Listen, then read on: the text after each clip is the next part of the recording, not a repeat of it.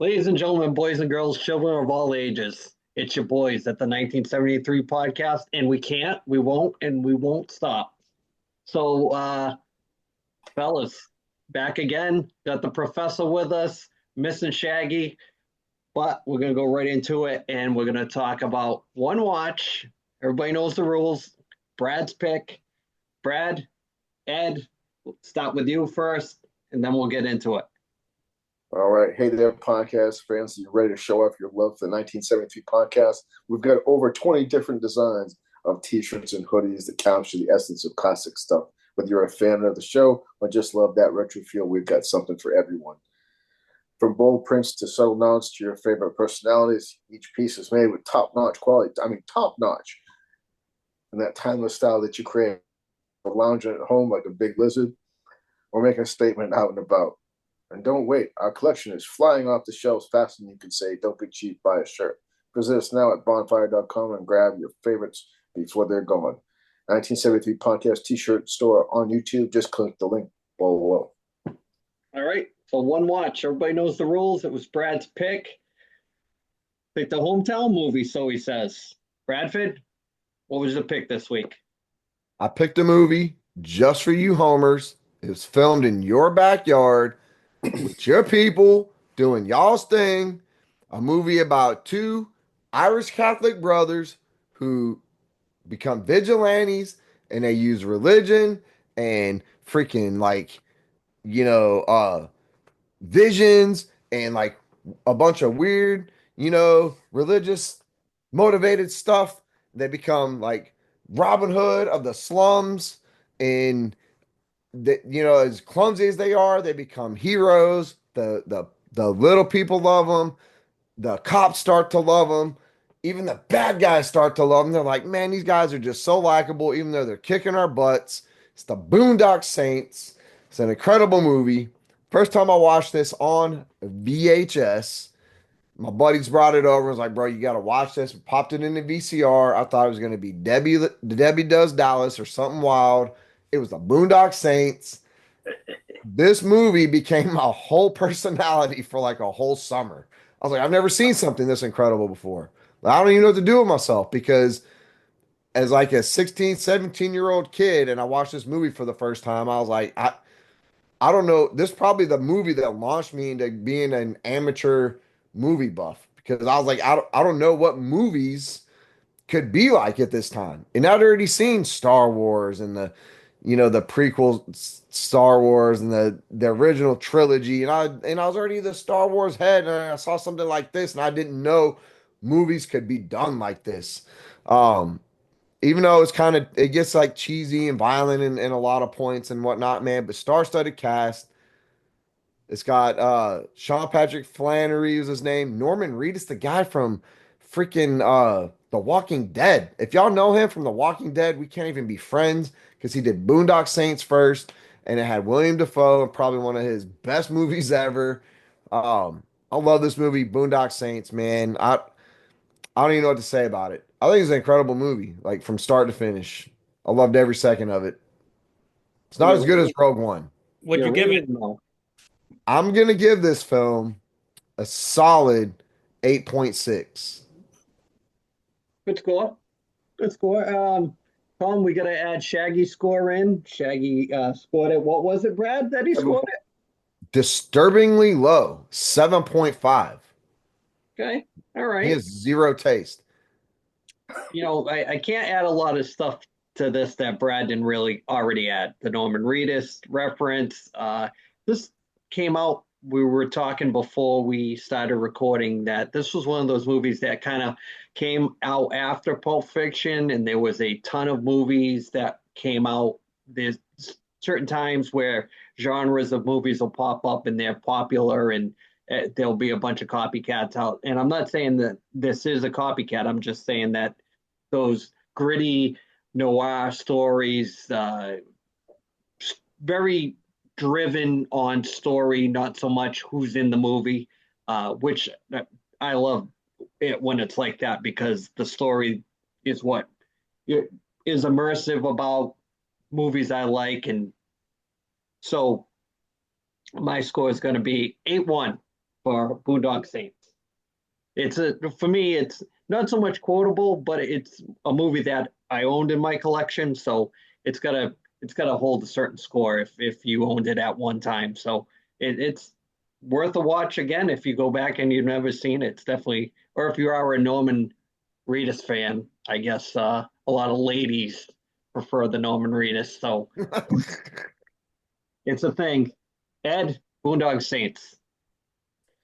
Well, I too saw this on I believe on DVD for the first time when I was I want to say when I first moved to right outside of Boston. I remember watching this on surround sound and everything like that. I believe that my buddy Justin brought this movie to my attention and watched it.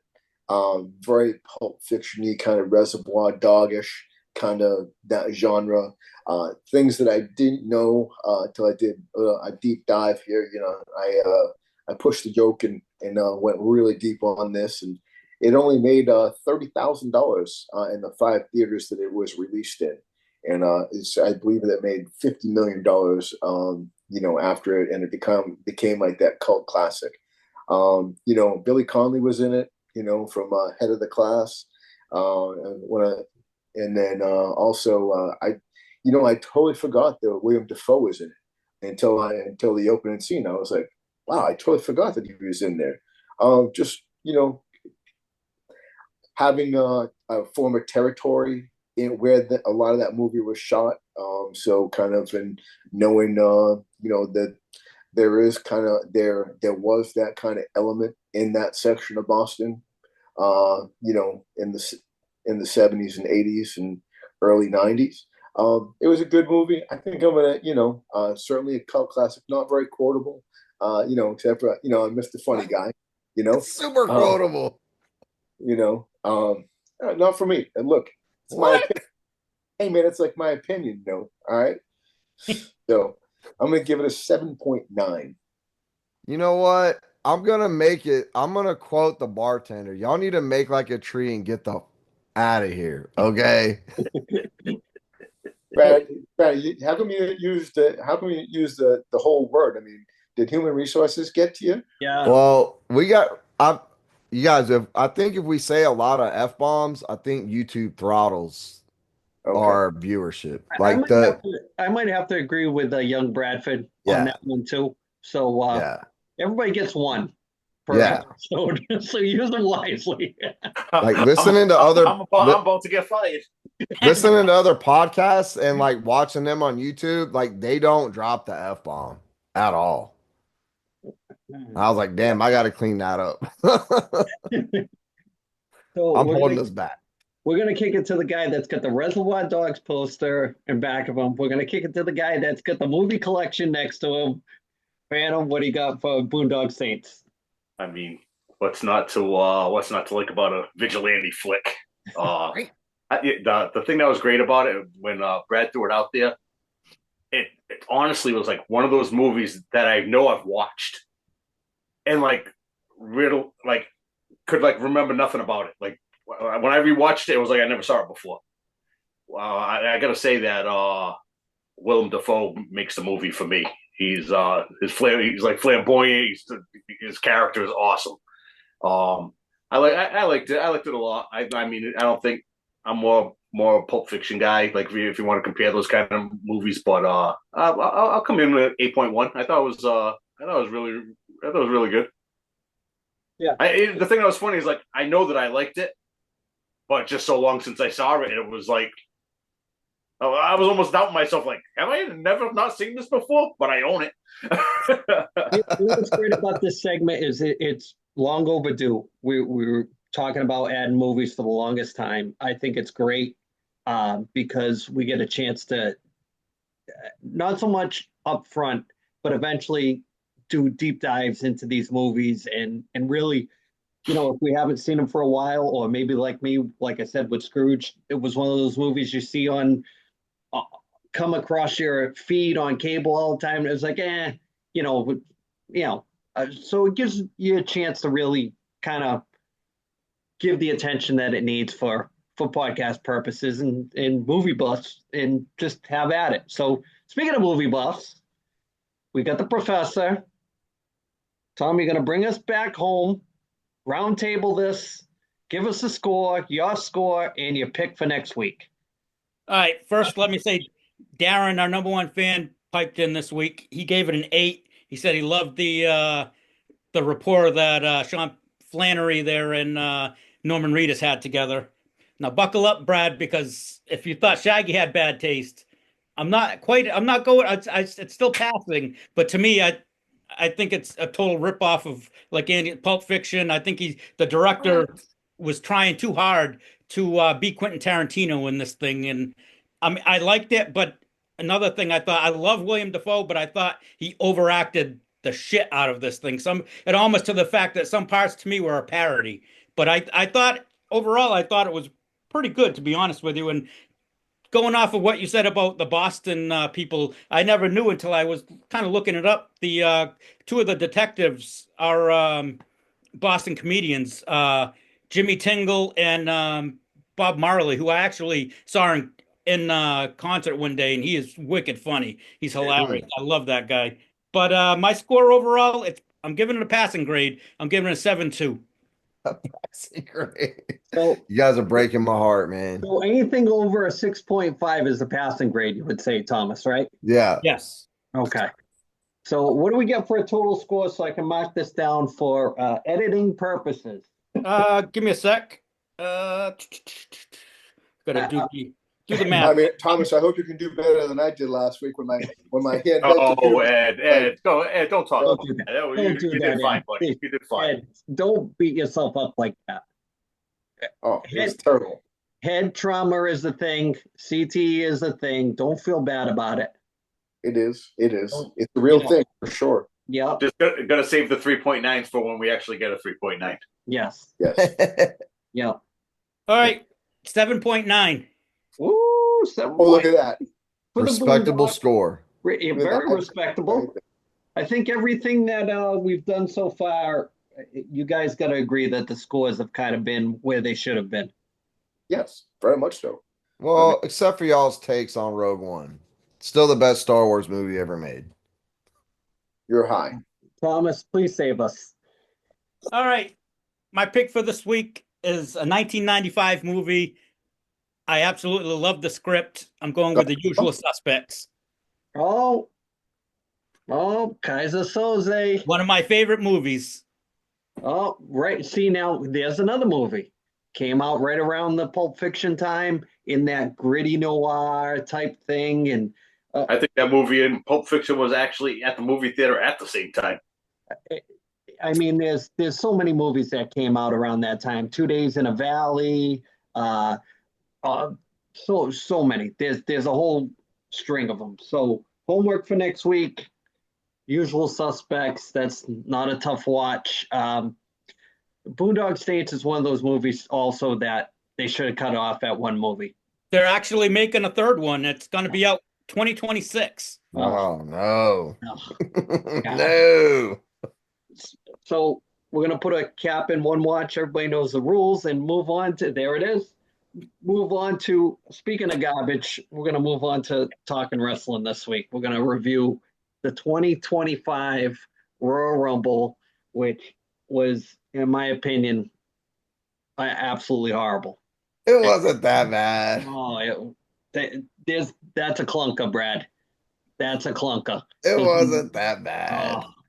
Now, when you say that they have a stacked roster, you saw last night they do not have a stacked roster.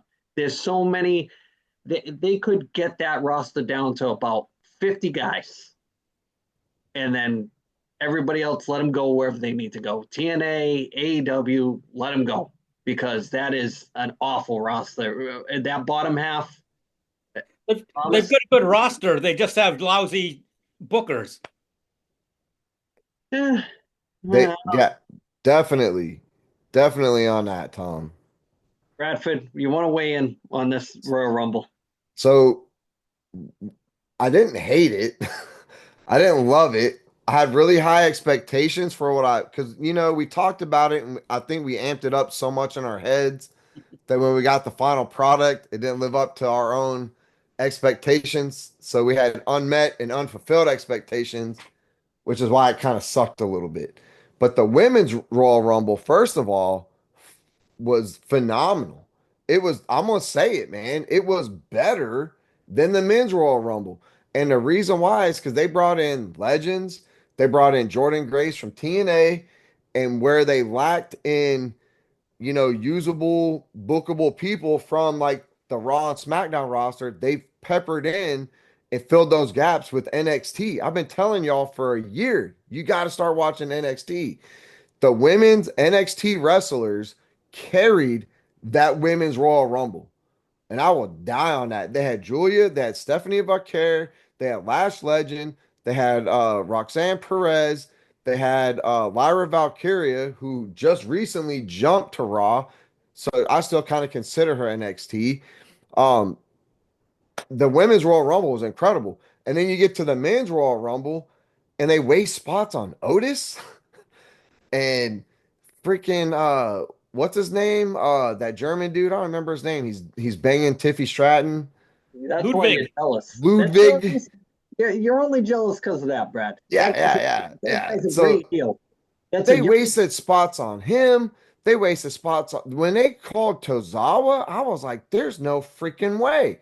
Just for him to get knocked down to be replaced by I Show Speed, stupid. That part was dumb, Andy. I'll give you that. But the 8-year-olds, I had 4 8-year-olds in my living room for the Royal Rumble. Lucas and 3 of his friends. They went ape shit, bro. The kid Eli, who don't even watch wrestling, saw I Show Speed. He was jumping up and down off the table and shit, bouncing off the walls. So Triple H did good in reaching different age audiences, man. Like you got to appreciate that he's reaching out to younger, fresher audiences, and us old heads, we getting left behind, man. We're getting left behind. But the men's Royal Rumble, they left a lot of meat on the bone. At one point in the ring, they had Cena, Roman Reigns, and CM Punk, and then they cued Seth Rollins' music.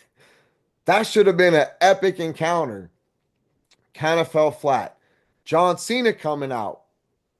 Other than the pop, his music, and him running down to the ring, he threw out 2 or 3 people. Then he rolled around on the ring like a dead fish for 30 minutes until him and Jay squared up. They left a lot of meat on the bone, man, but I don't think it was bad. The best part of the night was when they said his name and he appeared. When Joe Hendry came out, that was epic, bro. It was epic. He threw out the Miz. He hit Miz with a standing ovation. It was epic. I think they left a lot of meat on there with him. I would have liked to seen Joe Hendry go the distance and make it closer to the end. I would have liked to see him square up with Sheamus.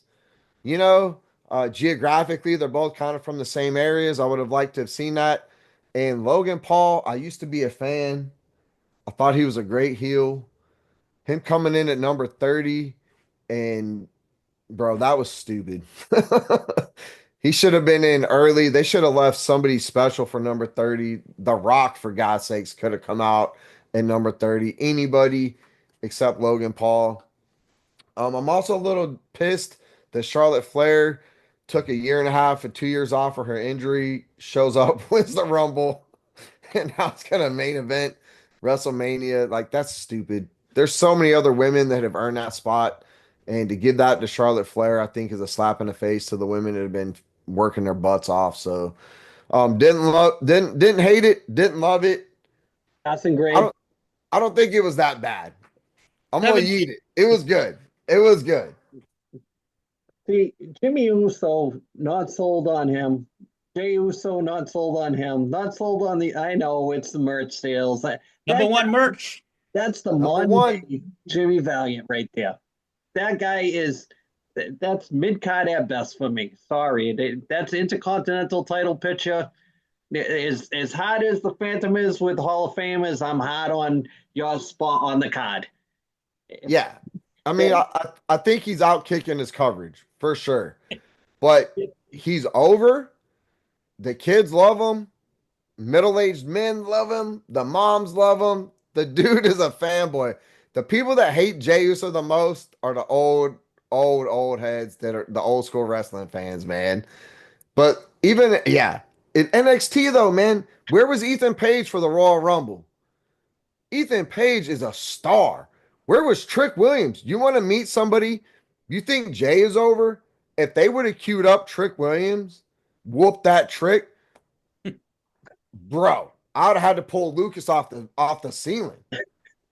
There's only one wrestler that's more over than Jey Uso right now, and it's Trick Willie.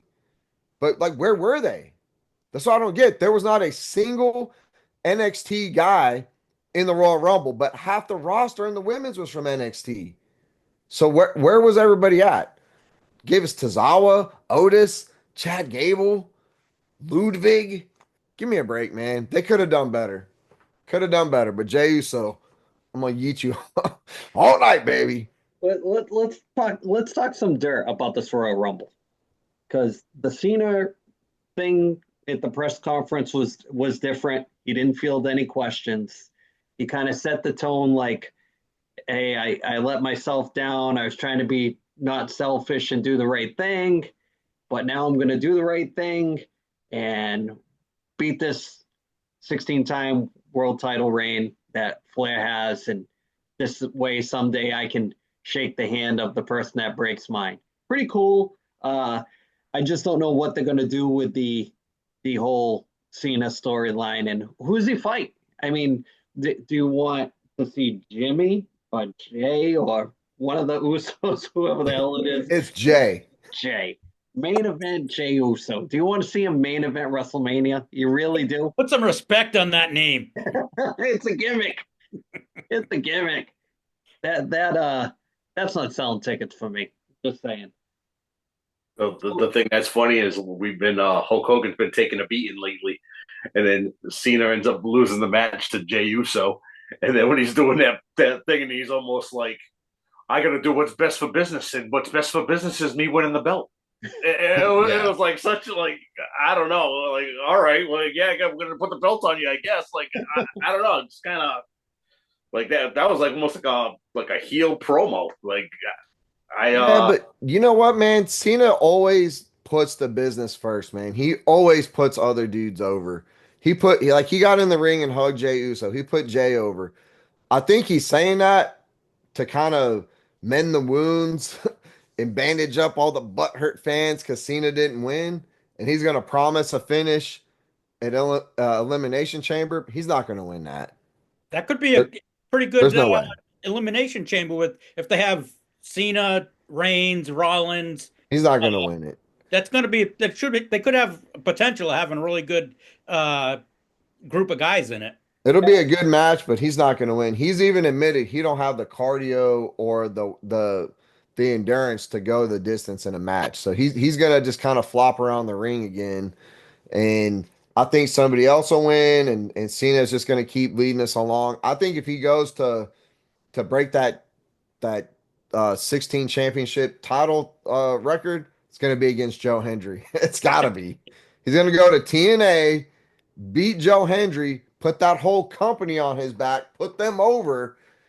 He's not gonna excuse me, YouTube. He's not gonna mess. One.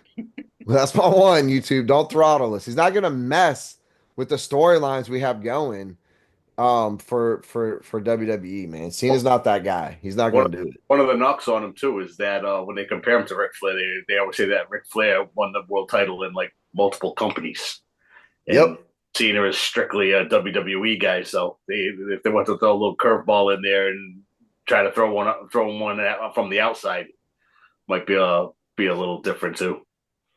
Would you guys accept it if he beat Joe Hendry? Nope. Would you count that? Nope. No, because it's TNA. Minor leagues, brother. Hey, You guys are some jabronis, man. oh, that's just for Andy. Hey, it's like we Just for you, Andy. couple of weeks ago we were complaining about like this guy's a real heel, this guy's a real face, and you want the guy that's a super face to be the one that's chasing the belts, and that's Jey Uso with the way that they have the guys right now. It's I don't think anybody's more over than him. I Trick think Willie and LA Knight I are don't the think only he's other like, two, he might buddy. be the perfect guy to turn Cody Rhodes bad. Oh, Now you're talking. There's got to be something to the story. I think to me it'd be so easy just to have. I don't think they want to have Punk go against Cody because I don't think they want anybody to go head to head with him and outshine him because he's still their top guy. I don't think they want to do that. But if they're ever going to put the belt on Punk, you probably should do it because that guy is at any time he could have a flip out moment and that's it. We'll never see him again. Everybody right sure. now is like, oh, Yeah, but do you want him to? a good place and all this. So those people that are volatile, it don't take much. All it takes is one thing, and Do you want to put the all, belt on him if he's that volatile, though? well, you got to do it now while you can. Yeah, you gotta do it while you can. You got to make money while the stock's high. Yeah, well, we're on the clock with this guy. that's a good segue though about the volatile thing with talk about the Drew McIntyre situation that going with people going into business. Go ahead, Tom. Yeah, apparently he stormed out and didn't even watch the end of the match. He left the arena right away, and all he said was that people were going into business on their own in there. And he said that all the guy was whoever, he didn't name the person, but he said all they wanted to do was put over their finish them. All they wanted to do was get their moves in, their move sets in. So he wasn't too happy. He left the arena. So I haven't heard much, but I did hear that he wasn't the only one that was mad. So I don't know who it is, but I'm sure it'll come out. Somebody will leak it.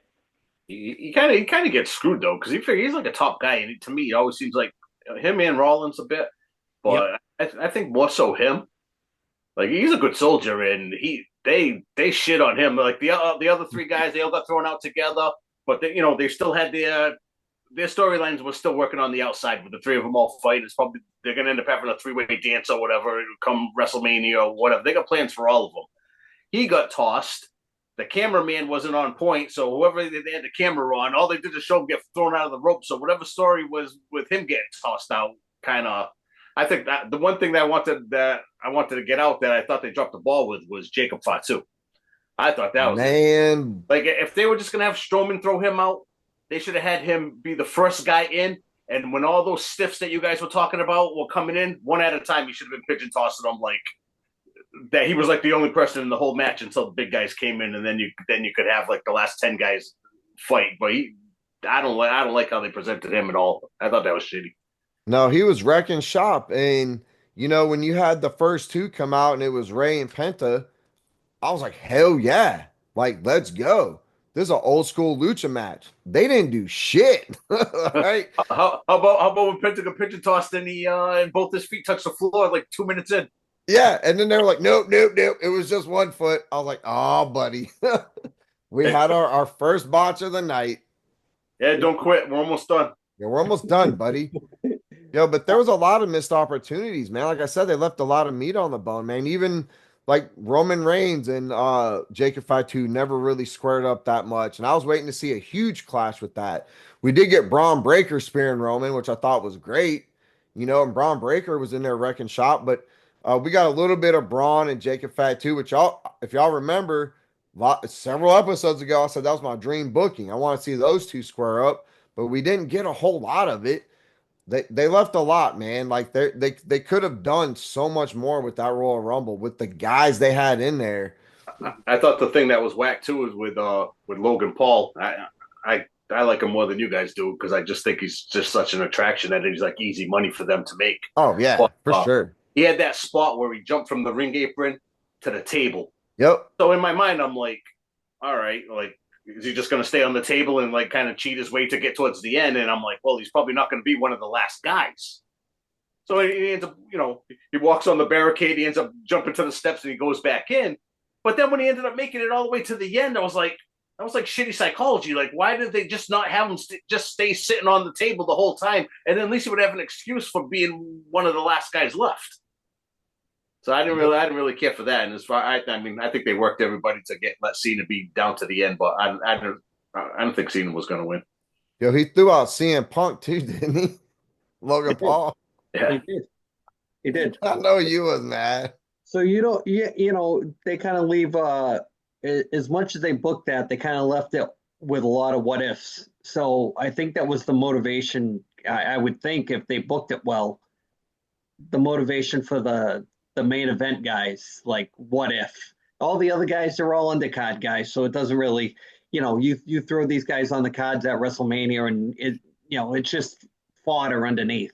But the main event storyline should always be, and not everybody needs a storyline. I've said that before. I mean, you can just have two guys squaring off that are not a dream match, but you haven't seen it in a while, or it's an old rivalry that gets kind of reignited or whatever, or a rubber match because they one another. So there's a lot of ways you can go with the bigger guys, but they got only like a top 10.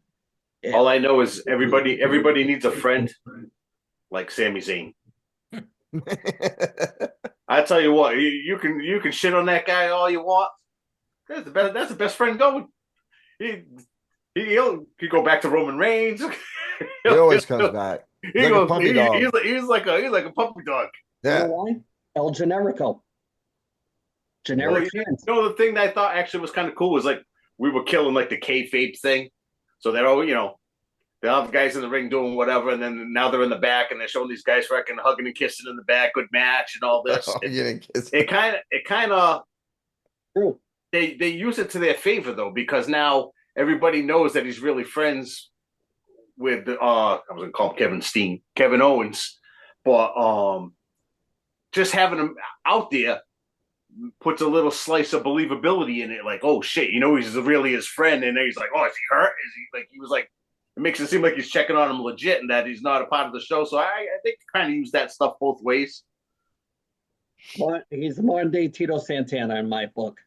He's like mid-card status, ultimate intercontinental champion, ultimate bridge intercontinental champion for me. If I'm booking him in my action figure federation. He is actually a good wrestler though. Yeah, he has a solid. He's got more than 5 moves. They all hurt. I don't know if they all hurt, but so but Cody Alabama slamming KO through the ladder was epic and out of character for Cody. Hurt, I guess. What's that? That they're both banged up. I guess they don't know. They're both going to go get checked out. I guess tomorrow. And shit. So I don't know how bad anything is, but they said everything is not on hold. But with Cody, they said that they're not sure if he's going to miss any time or not. Ed, you want to watch a nice old school match? Just go on YouTube and look up that ladder match. That fucking shit was solid. It was good. Did they put it at the end? No, it was right in the middle of the card. No kidding. Yeah. They put the Royal Rumble. To me, if you got a world title match, that match should always go last. Yep. That's my point. Yeah, that's what it said on the cards in the programs, right? Main event was always the heavyweight title match. Ed, we're going to bring you in the fold right now with a segment that's probably a year overdue. It's that time of the year for Are They a Hall of Famer? And we got the first nominee for this year's Hall of Fame, and it is Triple H. So I'm going to go to Ed because he's been sitting on the sidelines watching some old VHS in an Elvis box. Is Triple H a Hall of Famer? Well, first and foremost, I'd like to just to tell you I've been watching this ridiculous foolishness that they call the Pro Bowl right now on the NFL Network, and it's ridiculous. A flag football game. So to segue into the Triple H thing, all right, here's the thing. He's already in the Hall of Fame with DX. Should he be in there on his own? Yes. The man is a 14-time world champion. He's had some epic matches with Undertaker. And the thing is, it's like when he was out with his quad and he came back, I mean, he had that pop. I mean, I remember going back and I remember watching him and DX and all that stuff. And the thing is that I still remember Shaggy, myself, and Kenny. We skipped class to go see them show up at Boston City Hall So yeah, he is. He's a good wrestler. And the thing is like he's good on the mic. and he made, and the thing about it is like he made some good decisions moving away from DX because of the lifestyle on DX was a bit crazy to say the least. So I think he is. All right, Brad, you're on the clock.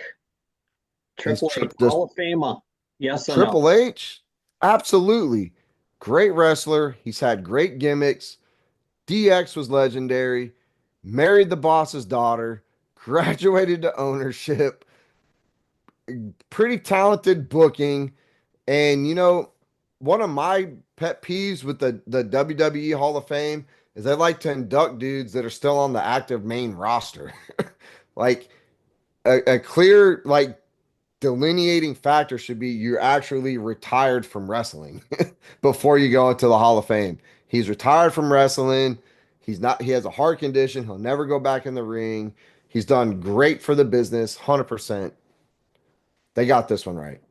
It's Triple H. Thomas, Hall of Famer Oh, or not?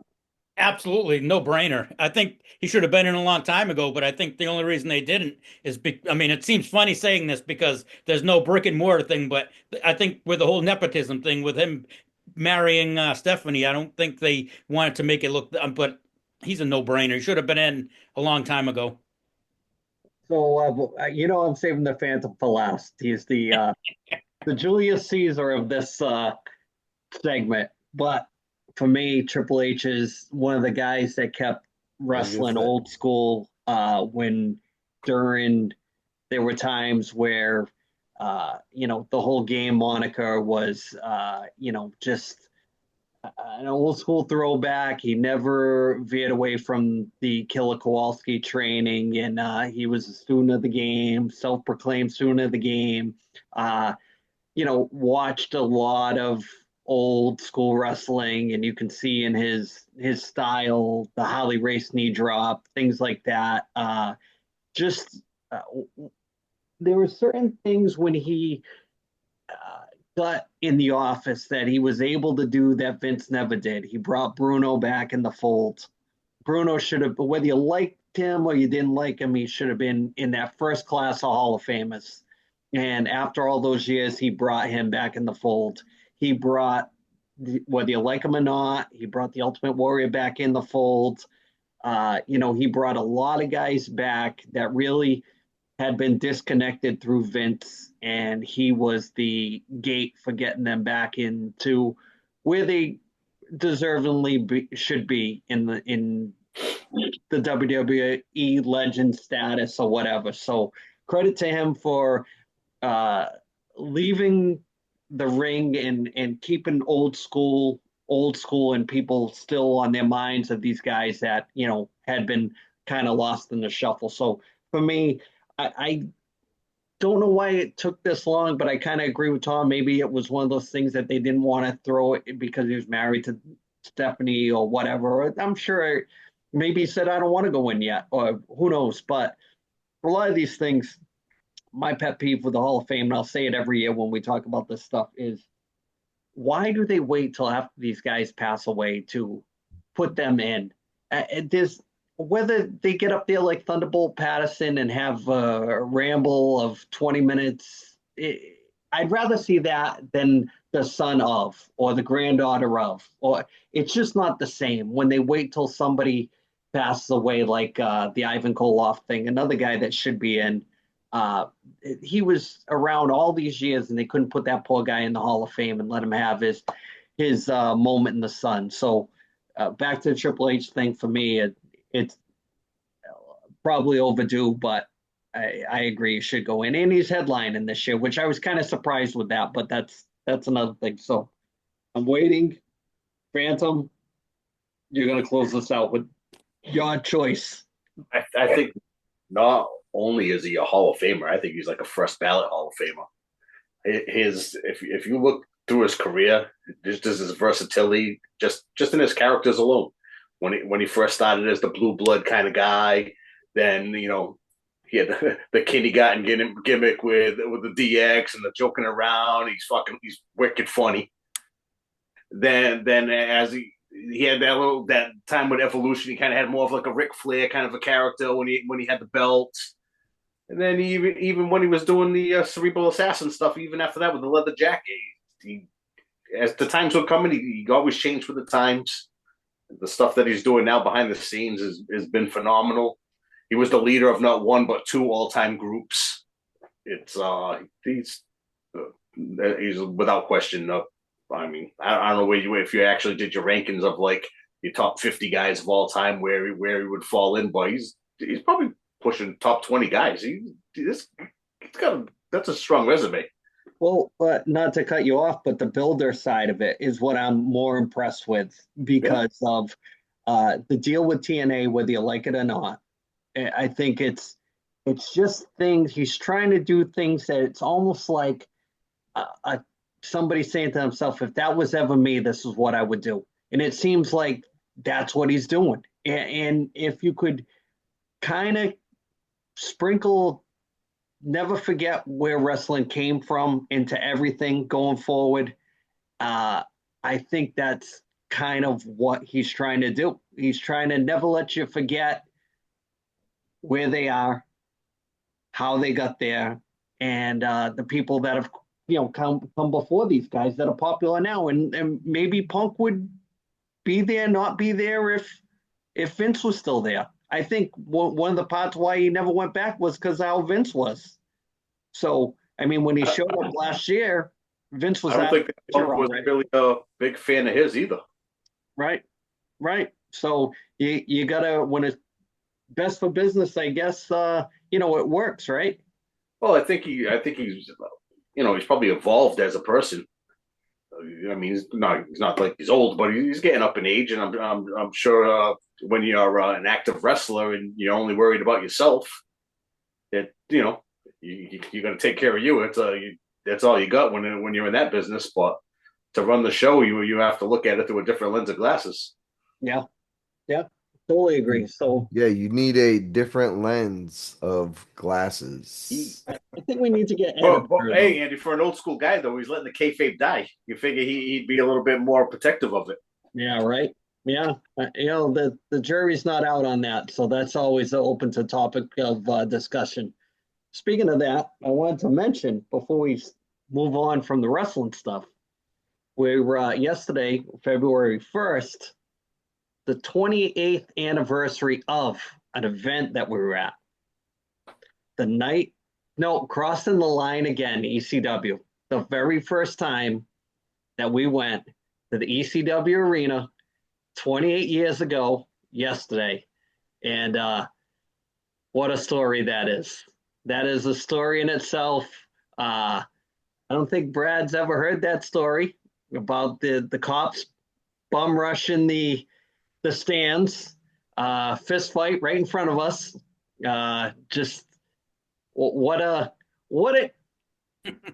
as wrestling fans to never be in a situation like that. And then you go to the corner of Swanson and Rittner Street, and you're not only do you see Rick Rude under a mask in his Z Cavariccius, but you also get to see something that you can't believe that's actually happening right in front of your face. Thomas, do you want to tell that story? That's all you. Now you can go back and watch the main event from this. I believe it was the Triple Threat versus Tommy Dreamer and the Pitbulls.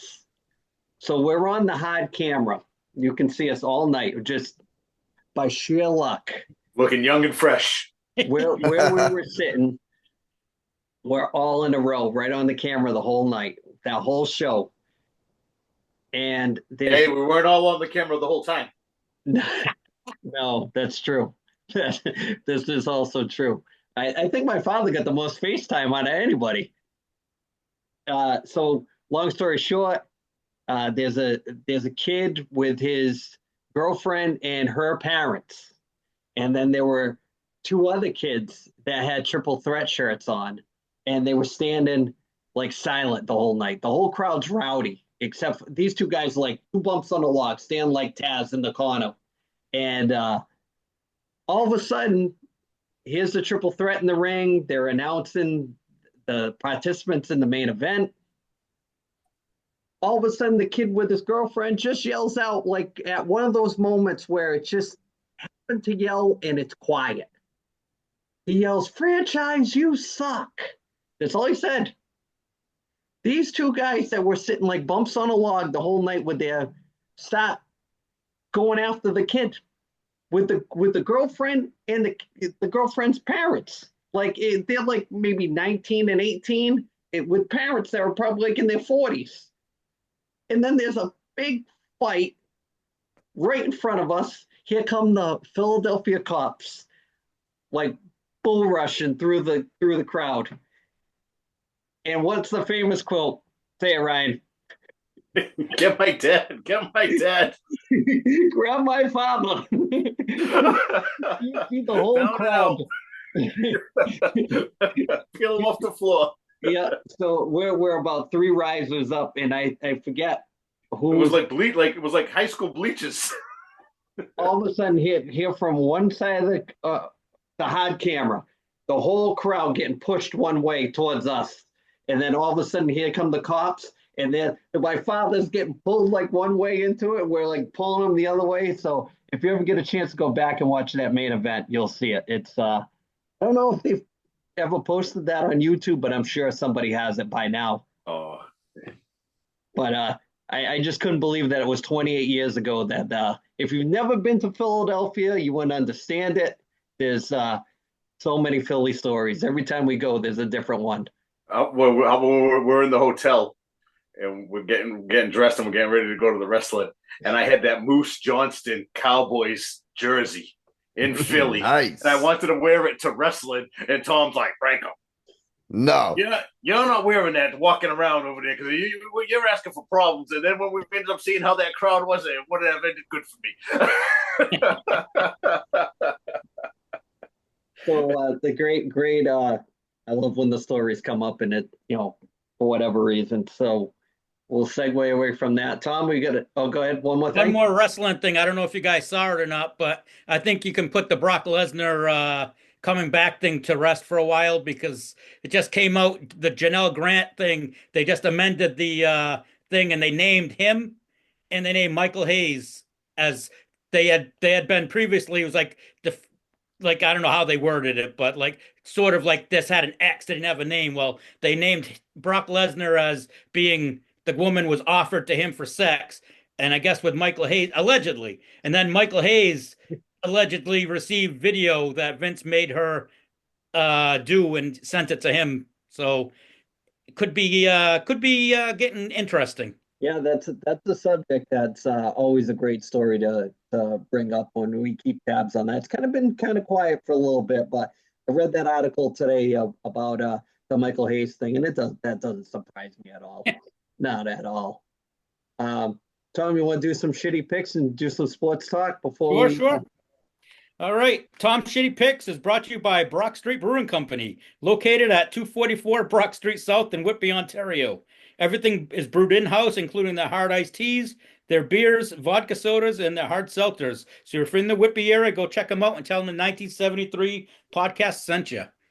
So my pick, Super Bowl week, I got to go Super Bowl. I'm going with Philly. I know everybody's picking KC, but I'm going with Andy's method from a couple weeks ago when he said everybody's saying that it's rigged, so they're going to go the opposite way. And I just think it's Philly's year. And I'm actually going to go as far as say Saquon Barkley should be the MVP of the game. So that's my prediction, AC. Were there some small tidbits of sports stuff that you want to bring up, Tom, in between, this dead week in sports and segue before we get to the tinfoil hat?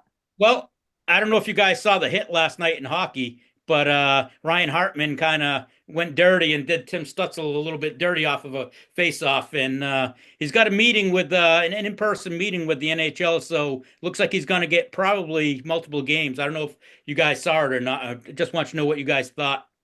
Yeah, it was. I saw it. It was pretty dirty. It was. We just got away from the wrestling talk, and we're gonna bring it right back in with Ryan Hartman DDT and Stutzel off the draw. Just drove his head straight into the ice. So yeah, he's gonna get some games for that. Former Blackhawk first round pick, one that got away. We get a little Well, hot. at least the Blackhawks have first round picks. This is true. Oh, shots fired, Thomas. Two. You're gonna be shitty for a long time to get that many, though. That's a problem. I mean, I'm just trying to create some good banter. That's all. Not going in for a kill shot. All I'm doing Also, is don't forget season 4 of Shorzy's out. Just for you people that are in the know, gotta get on that.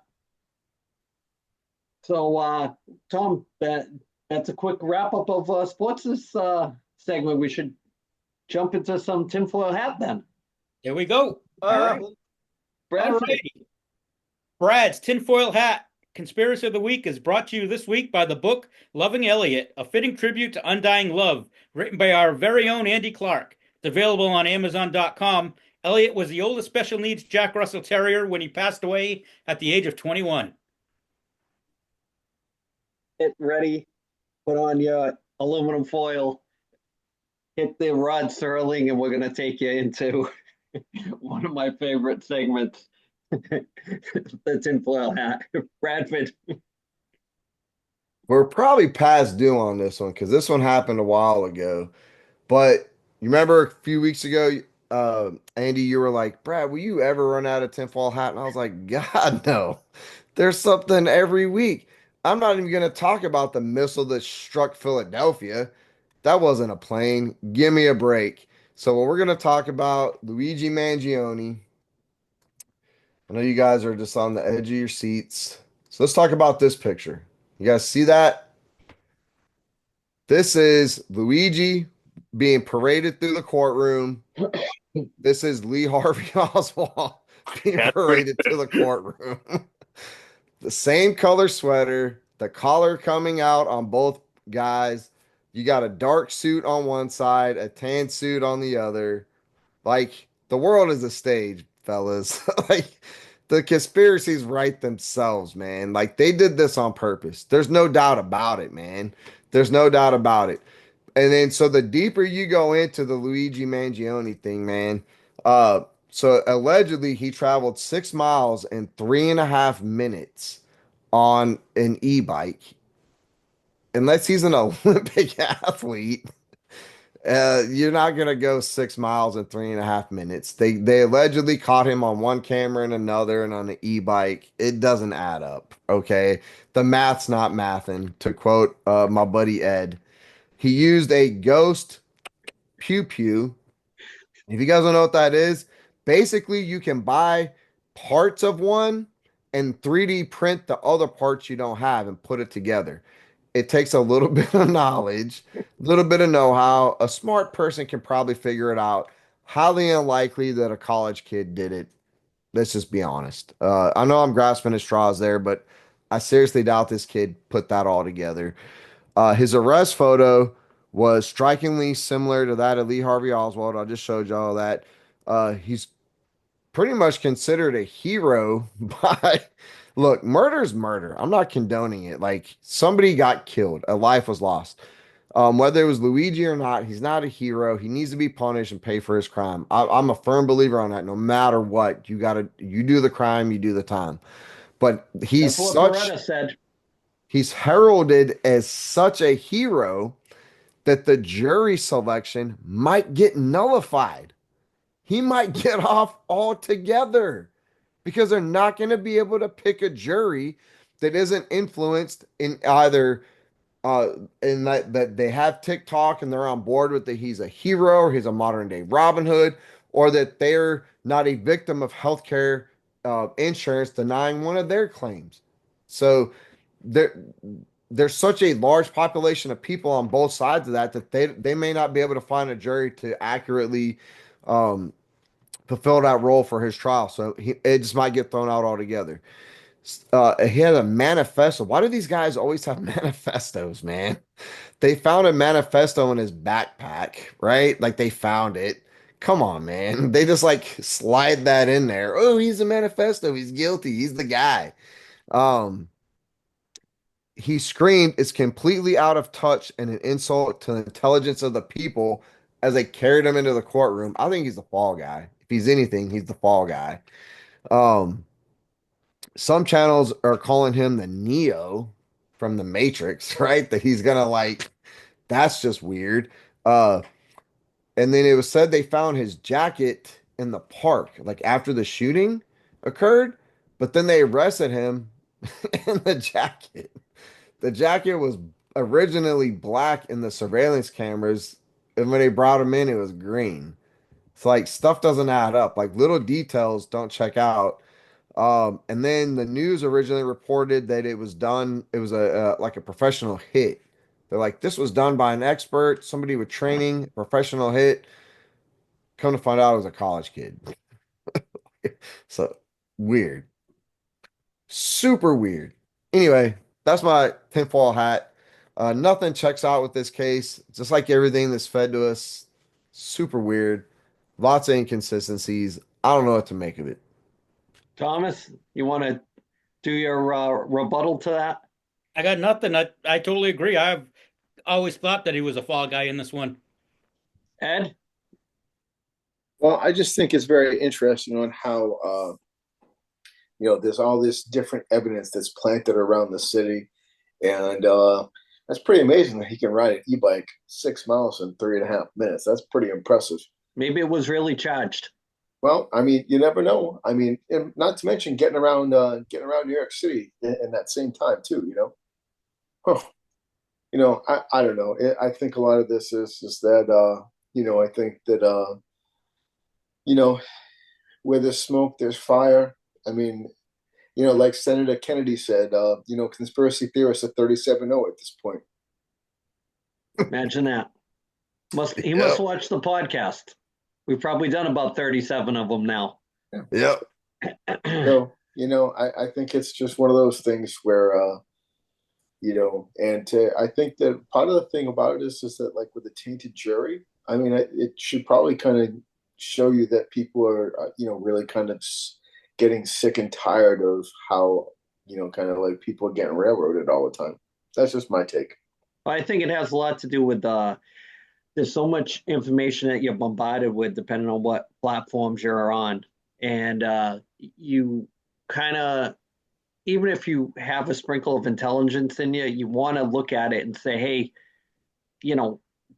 that I might not agree with all of it, but there's got to be some kind of something in there that kind of makes you think or makes you kind of find another video to go down that rabbit hole if it's something that interests you or something that hits home because of different situations.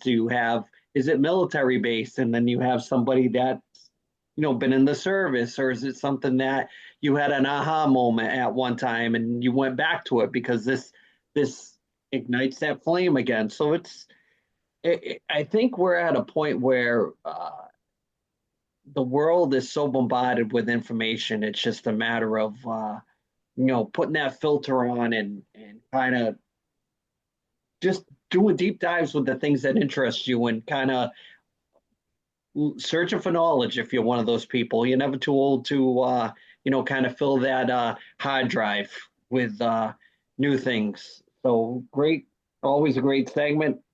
Phantom, you want to add anything on Tinfoil Hat this week, or? Yeah, no, I'm on point with you guys with this one. I had seen a video too saying something about they were talking about like his unibrow, like showing through the thing, and then they're showing the video, and it's like you can tell it's not even the same guy, like right through the mask, kind of a thing.